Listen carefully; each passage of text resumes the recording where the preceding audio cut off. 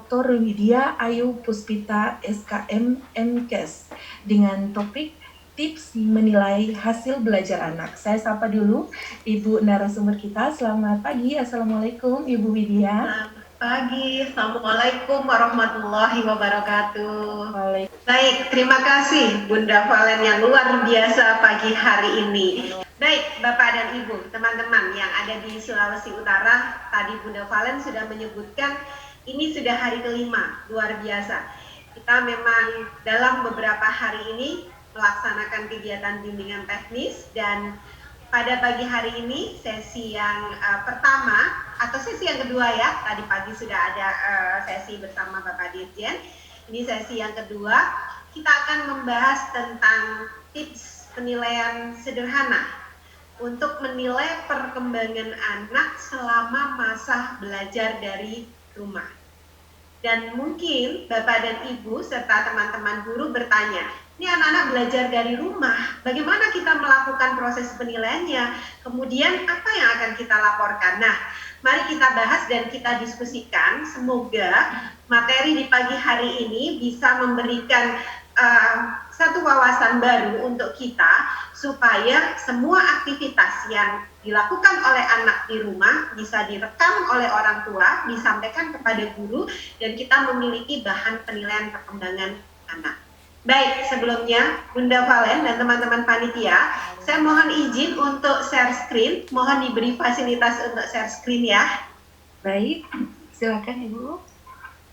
Ya, terima kasih.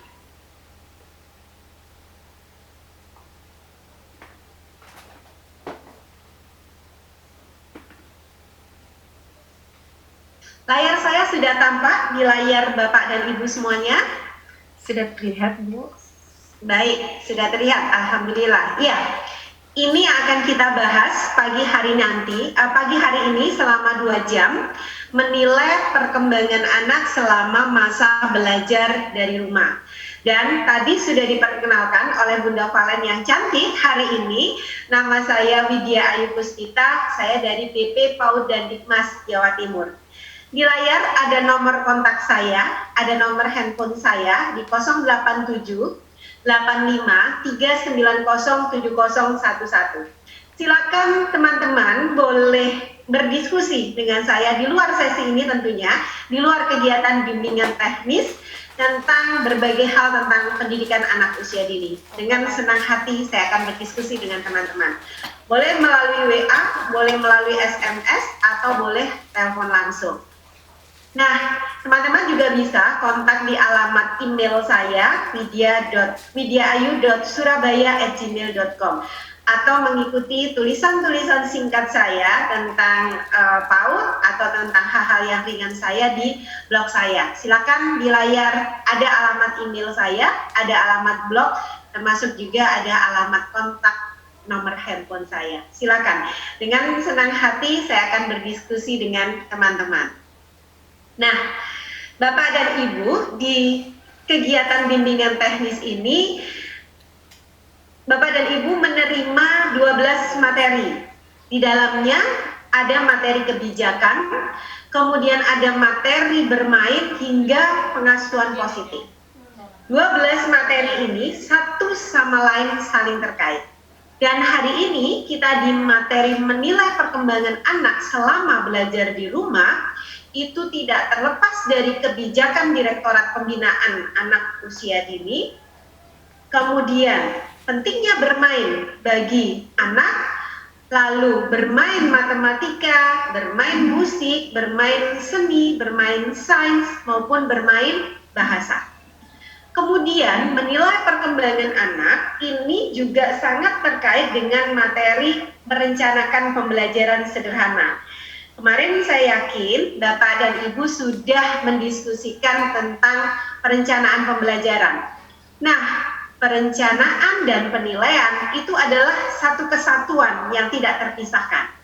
Karena kita merencanakan kegiatan bermain anak, kemudian bagaimana anak beraktivitas dalam kegiatan main itu, termasuk mungkin apa yang dihasilkan anak dalam bentuk hasil karya itu nanti adalah bahan-bahan yang akan kita kumpulkan, kemudian kita gunakan dalam penilaian perkembangan anak. Nah, supaya guru bisa melakukan penilaian perkembangan anak saat anak belajar di rumah, kita perlu berkomunikasi secara efektif dan positif dengan orang tua.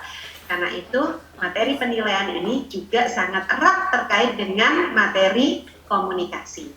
Termasuk juga ketika kita berkomunikasi, ketika kita berhubungan dengan orang tua dan anak pada saat ini, pasti kita banyak sekali menggunakan media yang bersifat daring. Nah, karena itu teman-teman juga dibekali dengan bagaimana menggunakan media daring dengan aman dan bijaksana. Dan materi penilaian juga terkait dengan pengasuhan, karena capaian perkembangan anak sedikit banyak sangat dipengaruhi oleh pengasuhan positif yang dilakukan oleh orang tua di rumah. Jadi sekali lagi, 12 materi yang Bapak Ibu terima dalam kegiatan bimbingan teknis ini satu sama lain terkait. Demikian pula dengan materi kita di pagi hari ini, menilai perkembangan anak selama belajar di rumah itu terkait dengan 11 materi yang lainnya. Baik yang sudah Bapak Ibu terima maupun yang akan Bapak Ibu terima setelah sesi saat ini. Nah, Bapak dan Ibu, teman-teman semuanya, apa sebenarnya tujuan dari penyampaian materi menilai saat anak belajar dari rumah? Yang pertama, kita ingin menguatkan kembali pemahaman Bapak dan Ibu, terutama teman-teman pendidik, tentang apa itu penilaian. Kemudian, mengapa kita harus melakukan penilaian. Dan poinnya adalah siapa sebenarnya yang harus melakukan penilaian. Karena pada saat ini, anak berada di rumah, beraktivitas bersama orang tua, kemudian didampingi oleh orang tua dan juga anggota keluarga yang lain. Nah, kalau sudah begini, siapa yang akan melakukan penilaian? Nanti kita akan bahas. Lalu, kapan sebaiknya penilaian itu dilakukan? Kemudian yang kedua, ada banyak metode, ada banyak cara penilaian yang tepat. Nah, kita ingin setelah Bapak dan Ibu mendapatkan materi ini, bisa memilih metode atau cara penilaian yang tepat untuk anak selama belajar dari rumah. Dan yang ketiga, tujuannya adalah pada akhirnya kita bisa menilai dengan tepat capaian perkembangan anak selama berkegiatan di rumah. Karena sekali lagi yang akan kita nilai adalah capaian perkembangan anak. Nah, selama anak belajar di rumah, kita sebagai guru tetap diharapkan melakukan proses penilaian dengan baik. Baik, Bapak dan Ibu, teman-teman semuanya. Kita mulai di bagian yang awal. Kita mengingat dan menguatkan kembali pemahaman kita tentang penilaian. Nah, di dalam sesi penilaian ini, kita ada 2 jam. Di 1 jam yang pertama, saya akan memaparkan tentang penilaian, dan nanti di sela-sela itu kita akan berdiskusi. Kemudian pemahaman kita tentang penilaian akan kita kuatkan di 1 jam yang kedua, yaitu berdiskusi secara langsung ataupun berdiskusi melalui chat yang nanti akan langsung dipandu oleh Bunda kita, Bunda Valen yang luar biasa ya.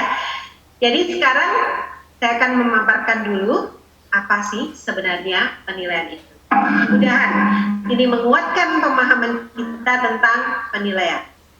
Nah, penilaian itu sesungguhnya adalah proses pengukuran terhadap kegiatan belajar yang sudah dilakukan anak. Akan menilai pada hasil. Sehingga capaian perkembangan itu tampak betul dan diketahui oleh guru maupun orang tua. Berdasarkan apa berdasarkan fakta yang sesungguhnya, otentik, apa adanya, tidak dibuat-buat. Jadi fakta yang real, yang sesungguhnya, itu adalah dasar kita melakukan penilaian. Nah, seperti yang saya sampaikan tadi, bahwa penilaian bertujuan untuk mengukur ketercapaian perkembangan anak. Ini dilihat dari mana? Dilihat dari tingkat pencapaian kompetensi, yaitu kompetensi sikap, pengetahuan, dan keterampilan.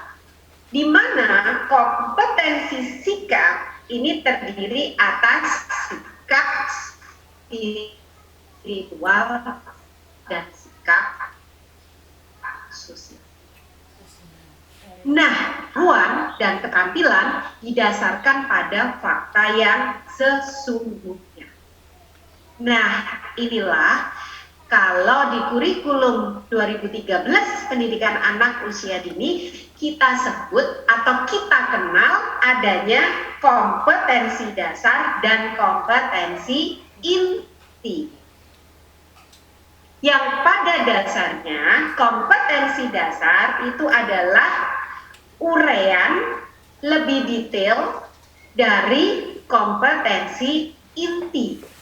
Dan baik kompetensi dasar maupun kompetensi inti, komponennya 3 tadi. Sikap, pengetahuan, dan keterampilan. Nah, kita ingin menilai ketercapaian kompetensi sikap, pengetahuan, dan keterampilan. Yang ini nanti akan menunjukkan capaian perkembangan anak di setiap aspek perkembangan. Jadi kita menilai capaian kompetensi, sikap, pengetahuan, dan keterampilan yang pada dasarnya akan menunjukkan capaian perkembangan anak di 6 aspek perkembangan, yaitu nilai agama dan moral, fisik motorik, kognitif, bahasa, sosial emosional, dan seni. Yang keseluruhannya itu didasarkan pada fakta yang sesungguhnya. Jadi kita akan menilai keseluruhan aspek. Kita tidak hanya menilai 1 atau 2 aspek perkembangan saja, tapi keseluruhan aspek perkembangan itu yang akan kita nilai. Mulai dari nilai agama dan moral, fisik motorik, kognitif, bahasa, sosial emosional, dan seni. Nah, sekarang saya ingin Bapak dan Ibu sharing. Saya ingin mendapatkan gambaran tentang pengalaman Bapak dan Ibu pada saat melakukan penilaian. Tolong dituliskan di dalam room chat masing-masing, singkat, padat, dan jelas, permasalahan apa yang sering dihadapi pada saat melakukan penilaian. Silakan.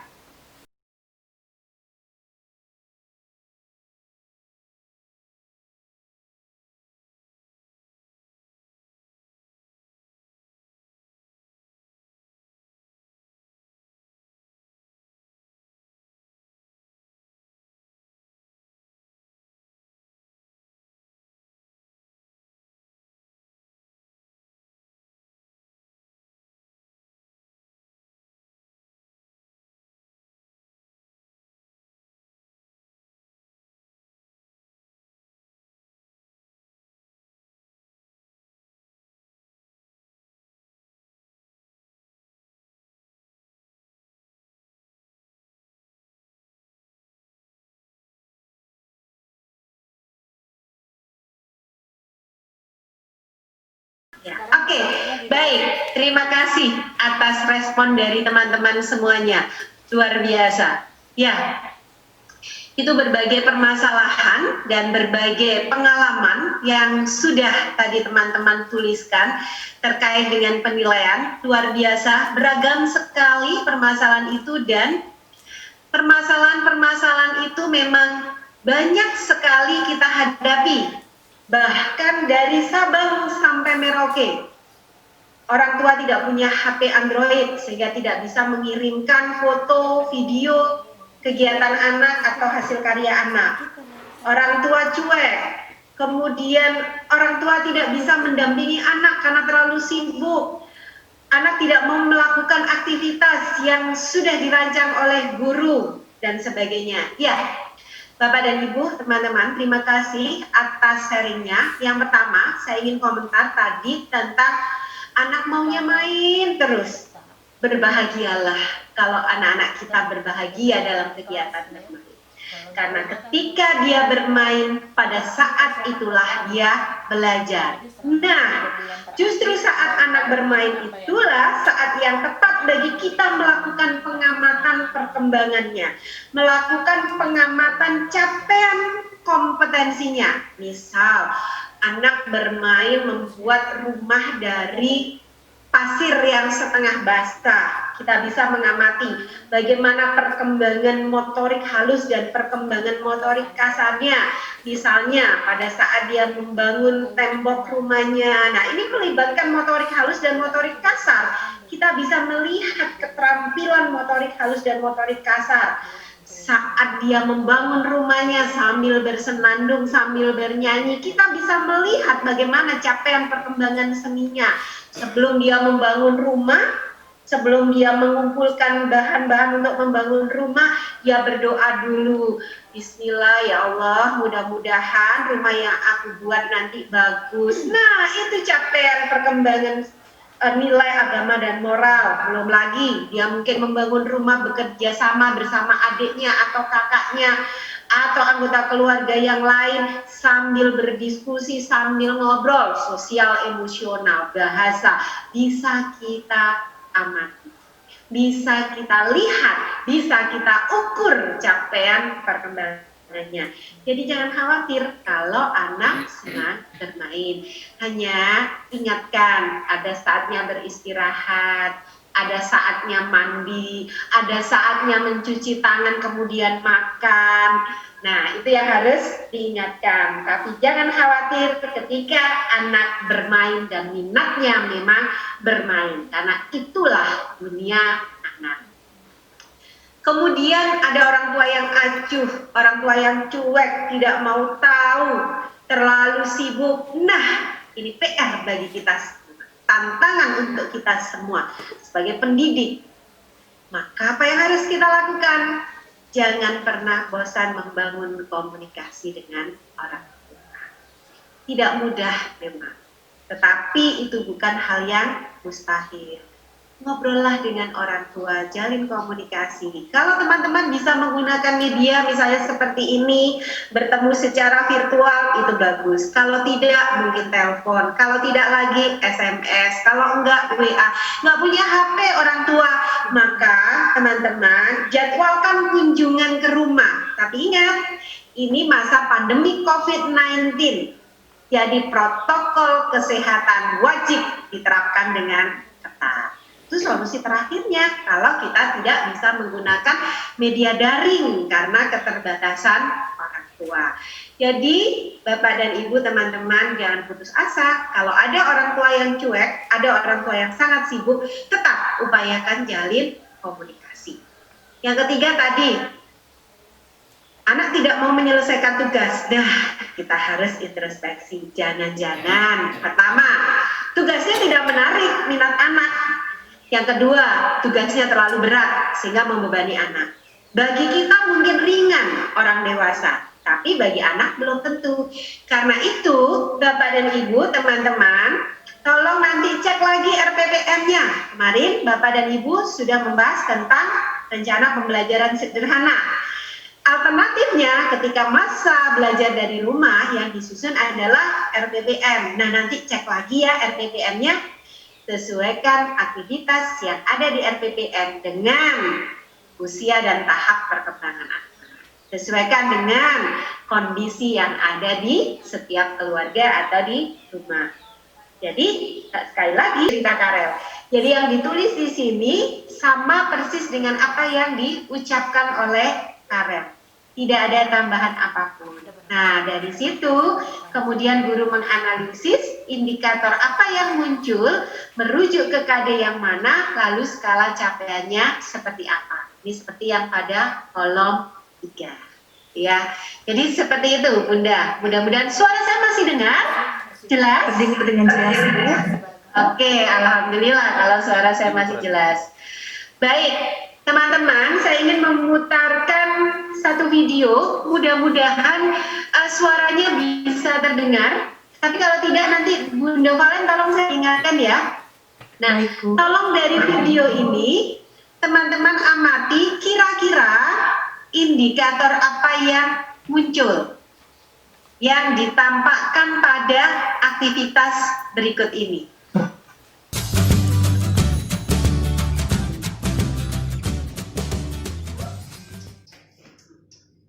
Without touch.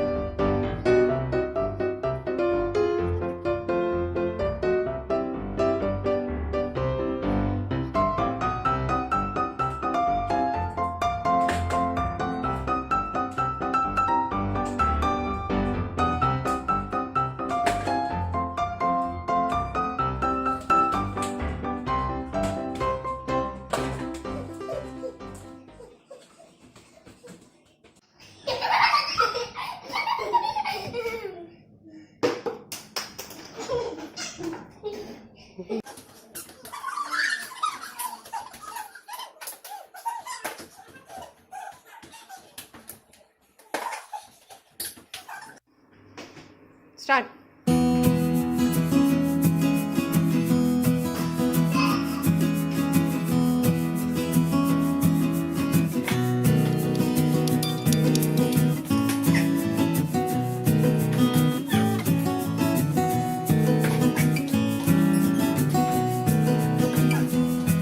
Pick a toy and keep it in the bucket here.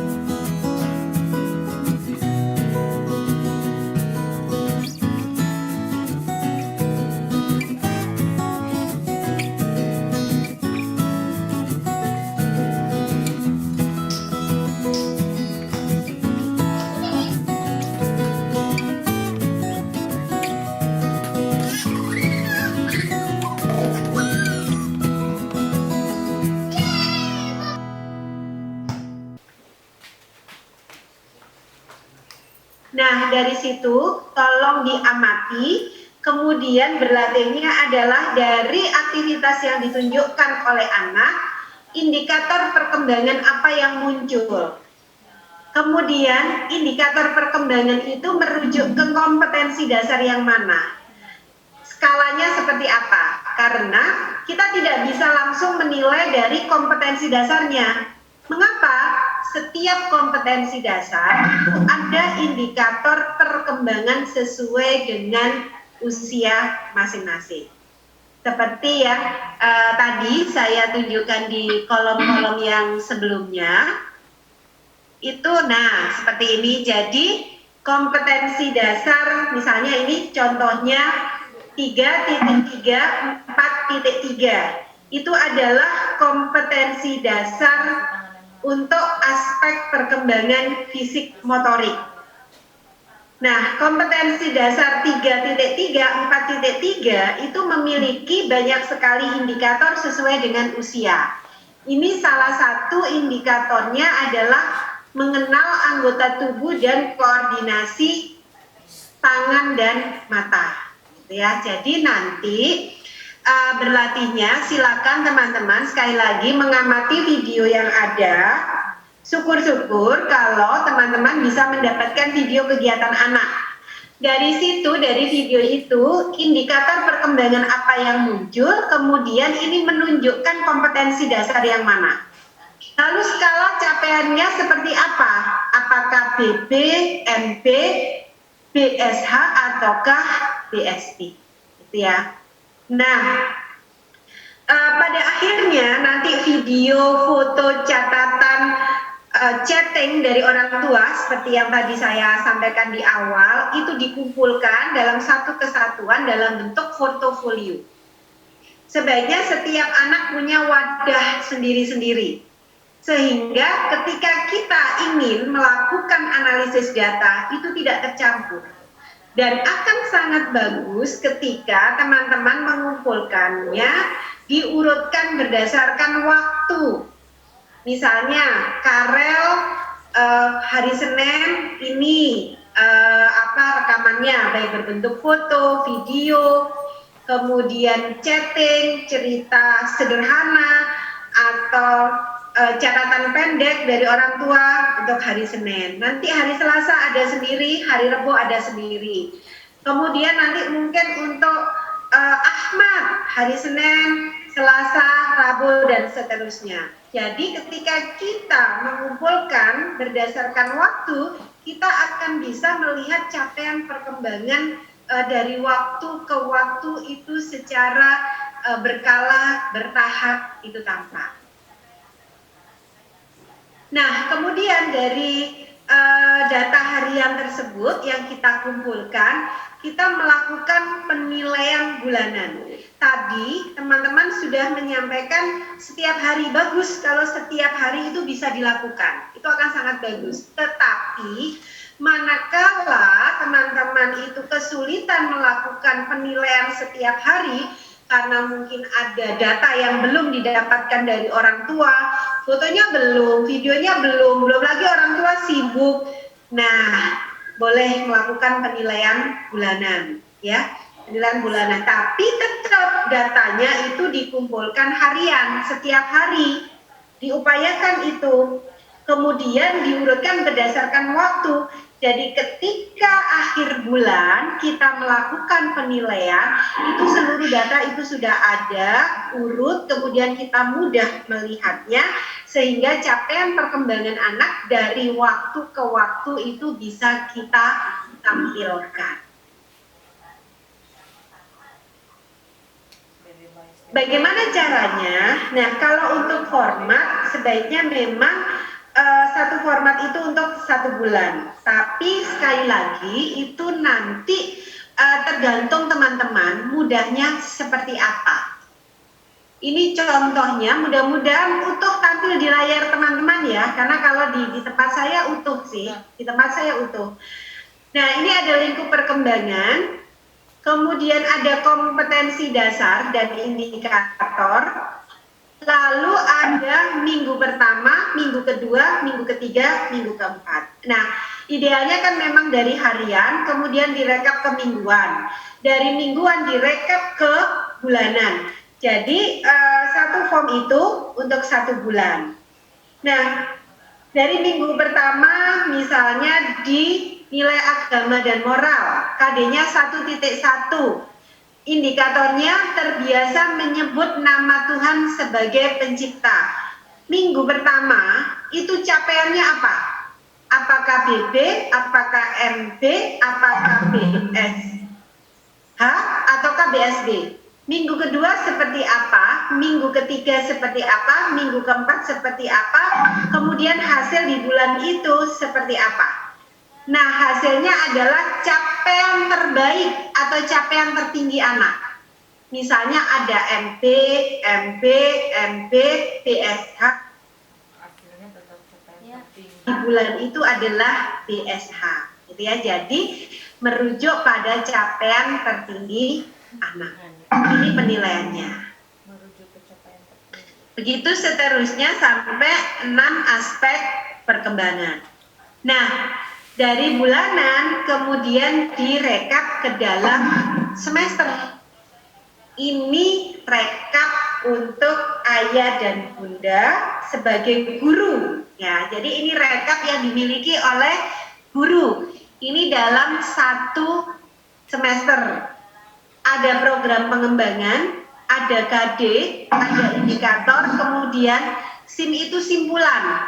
Simpulan bulan pertama, bulan kedua, bulan ketiga, bulan keempat, bulan kelima, bulan keenam, kesimpulan di semester itu.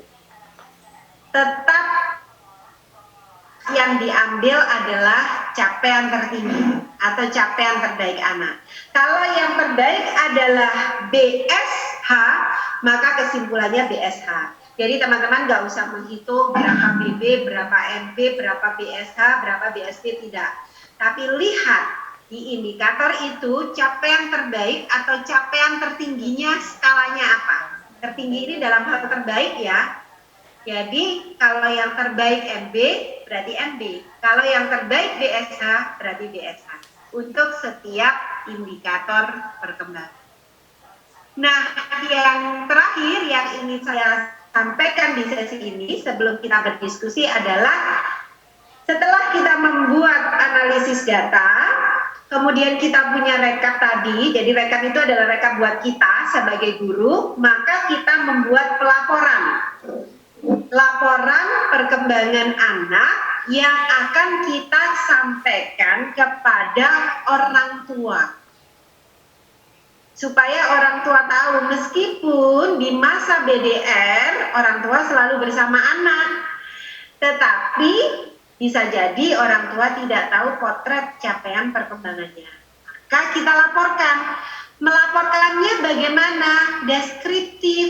Jadi bukan ini yang kita berikan kepada orang tua. Bukan. Tapi laporan secara deskriptif. Yang isinya terdiri atas 2 hal.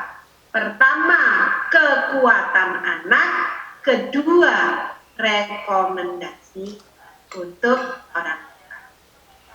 Nah, kekuatan itu isinya apa? Kekuatan itu menggambarkan perkembangan yang sudah dicapai oleh anak. Baik secara umum maupun secara khusus, maupun yang istimewa. Itu kita laporkan di kekuatan. Yang mana itu? Yang indikatornya memiliki skala BSH atau BSP. Ya, jadi kalau indikator perkembangannya itu pada skala BSH atau BSB, maka itu kita sampaikan kepada orang tua sebagai kekuatan. Nah, bagaimana kalau ada indikator yang skalanya itu masih BB atau MB, itu lagi di rumah supaya orang tua bisa mengembangkan pengasuhan positif sehingga ya indikatornya masih BB atau MB itu bisa berkembang menjadi BSH atau BSP. Ya, jadi seperti itu teman-teman. Rapot itu isinya 2. 1 kekuatan, yang kedua rekomendasi. Kekuatan berisi perkembangan yang sudah dikuasai oleh anak, baik secara umum, secara spesifik maupun istimewa. Dan itu ditampilkan pada indikator yang capaiannya kalau tidak BSH ya BSC. Nah, kalau ada indikator yang skala capaiannya masih BB atau MB, disampaikan kepada orang tua dalam bentuk rekomendasi yang konkret sehingga bisa ditindaklanjuti oleh orang tua. Kita lihat contohnya. Ini contoh narasi atau deskripsi capaian perkembangan anak. yang merupakan kekuatan anak. Narasinya positif. Kemudian bahasanya lugas, bisa dipahami oleh orang tua. Misalnya, Karel sudah dapat merespon saat dipanggil nama. Karel telah belajar tentang melempar bola lebih dari 3 meter. Nah, di bawah di layar yang teman-teman tampak, yang teman-teman lihat di layar teman-teman, ada kata misal dapat merespon saat namanya dipanggil. Ini sebenarnya adalah indikator perkembangan yang skalanya kalau tidak BSH ya BSB. Indikator perkembangan apa? Indikator perkembangan tadi untuk yang indikator perkembangannya masih dalam skala kalau tidak BB ya misal sebaiknya di rumah Ananda sering diajak berbicara. Kita tidak menuliskan bahwa Ananda Ali berbicaranya belum lancar, tidak. Kita tidak tuliskan seperti itu. Bisa marah orang tuanya. Ya. Jadi kita tuliskan kalau kita melihat perkembangan bahasanya belum bagus, kemudian bicaranya belum lancar, maka kita tulis dalam bentuk bahasa rekomendasi. Karena untuk ditindaklanjuti oleh orang tua, misal sebaiknya di rumah Ananda sering diajak berbicara. Sebaiknya di rumah Ananda sering diajak meremas kertas bekas misalnya, karena ini mungkin kita melihat motorik halusnya masih belum berkembang. Di rumah Ananda sering diajak membaca buku cerita misalnya. Nah, jadi konkret bisa dilakukan oleh orang tua. Tolong bahasanya juga jangan bahasa yang sulit. Misalnya, mohon di rumah Ananda distimulasi motorik kasarnya. Pusing. Ya. Jadi gunakan bahasa yang sederhana, konkret dan bisa dilakukan oleh orang tua. Ini contoh rapotnya, gitu ya. Jadi ada identitas rapot, kemudian ada perkembangan di setiap aspek. Nanti teman-teman bisa pelajari lebih detail, bisa dibuatkan lagi. Nah, sebelum saya akhiri pemaparan ini, nanti teman-teman ini tugas untuk menguatkan keterampilan teman-teman dalam melaksanakan penilaian dan membuat laporan. Jadi nanti setelah sesi ini, silakan teman-teman berlatih untuk mengamati. Apa yang teman-teman amati? Bisa video, bisa hasil karya anak yang dikirim oleh orang tua dalam bentuk foto. Misalnya, silakan. Mana yang teman-teman punyai, silakan dilakukan. Mau video boleh, mau foto boleh, atau catatan sederhana dari orang tua silakan. Apa yang teman-teman miliki? Nah, setelah itu, tuliskan hasil pengamatannya. Jadi nanti formatnya seperti kolom yang tadi saya contohkan. Ada hasil karya, ada hasil pengamatan, kemudian indikator dan KD apa yang muncul dari hasil pengamatan itu, skalanya seperti apa. Jadi seperti yang tadi sudah ada dalam paparan sebelumnya. Jadi ada hasil karya, kemudian ada hasil pengamatan, kemudian ada hasil penilaian. Indikatornya yang muncul apa, itu merujuk ke KD yang mana, lalu skala capaiannya seperti apa? Apakah BB, apakah MB, apakah BSH, ataukah BSD?